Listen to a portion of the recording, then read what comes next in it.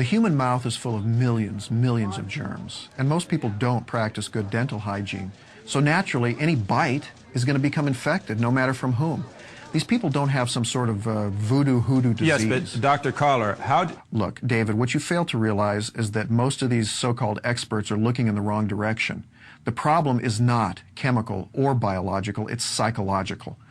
What we're witnessing here is the spontaneous combustion of a pent-up rage fueled by frustration over a pressurized society. It's the snapped postal worker on a national level. Well, how can you explain that Look, in my new book, USA Bomb... Look, I'm sorry, we have to cut summer. away right now. I'm just being informed that both Istanbul and New Delhi are reporting sporadic outbreaks of violence, similar to those here at home.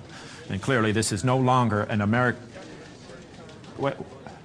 We're just getting a picture from our BBC correspondent. Over to Trevor Hanna in London. Trevor? We're in Notting Hill, a part of London. Who knows if this report will ever be transmitted? Communication is at best limited. The city, it seems, is being overrun with man-eating creatures. And... They're coming! Run! Run! Like most stations, we're experiencing technical problems with our satellite connection, but we'll try and follow this situation and bring you up-to-date information from the other side of the globe as it comes.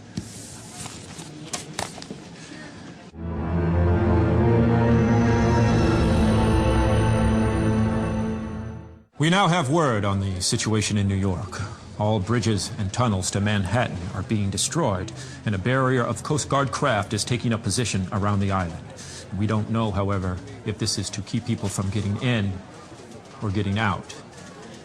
We should have footage from New York shortly.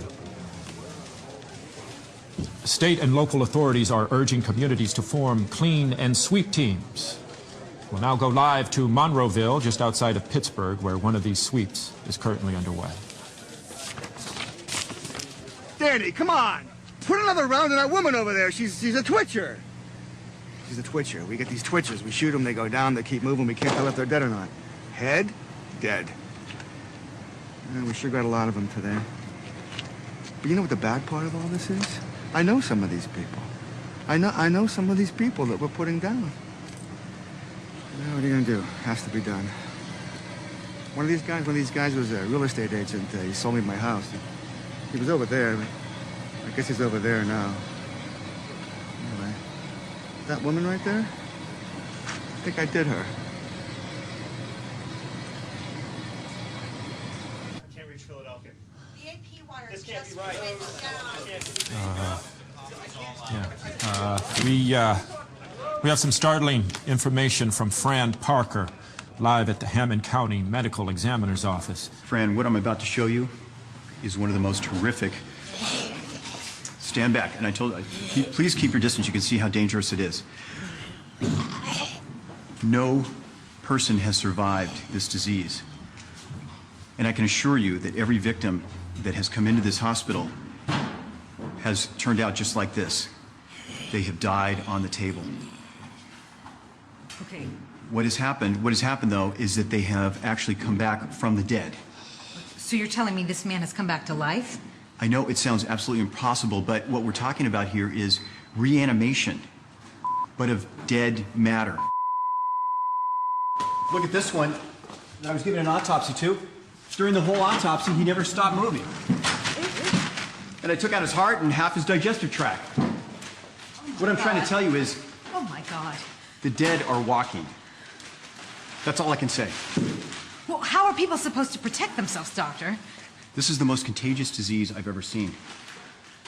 What I would say, and I'm warning you, everybody, do not come in contact with any of these zombies. And there you have it, David. The dead are alive, and there's no cure, and there's no explanation, and there's no nothing. Oh, my God! David, cut away! Cut away! Get away from him! Get away!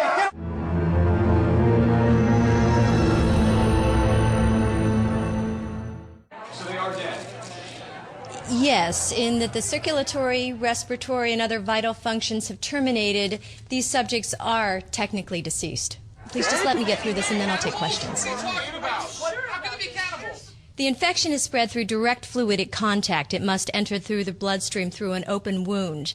Infection duration depends on the size of the wound and its proximity to a major blood vessel. Reanimation will occur no later than 1 to 5 minutes after the victim's primary life functions have expired. Once reanimation has occurred, the subject will respond with immediate homicidal aggression.